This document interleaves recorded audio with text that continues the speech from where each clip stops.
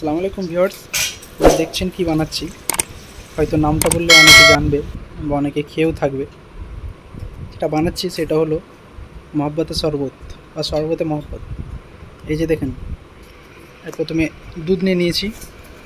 দুধটা একদম জাল করা আছে।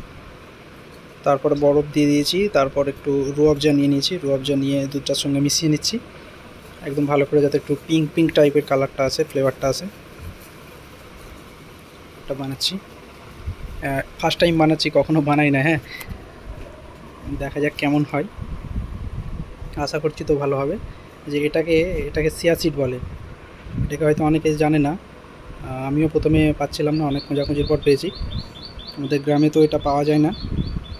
অনেক খোঁজাখুঁজির পর পেয়েছি চিয়া সিডটা। চিয়া সিডটা দেওয়ার 10 ঘন্টা আগে আমি ভিজিয়ে নিয়েছিলাম। তারপরে যে দেখেন, লাল তরমুজগুলোকে একদম ছোটো ছোটো ছোটো ছোটো করে কুচি কুচি করে নিয়েছি। সবগুলো দেওয়ার পর, চিয়া সিডটা দেওয়ার পর তরমুজটাও দিয়ে দিচ্ছি।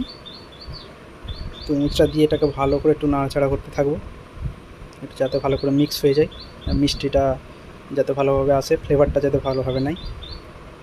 এটা দেখে মনে হচ্ছে ভালোই হবে ইনশাল্লাহ। আমাকে তো খেতে খুব ভালো লাগে। তারপর দেখছিলাম যে একটু বরফ দিতে লাগবে, ঠান্ডা কম হচ্ছে। তারপরে একটু বরফ দিচ্ছিলাম। এই যে দেখুন, বরফগুলো দিয়ে আবার নাড়ানাড়ি করবো একটু। একটু ভালো করে নেড়ে নিতে হবে। নিয়ে এবারে আপনি এরকম হয়ে যাওয়ার পর টেস্ট করতে পারেন। দেখেন কত সুন্দর একটা ফ্লেভার আসছে, খেয়ে কিন্তু খুব সুন্দর টেস্ট হয়েছিল।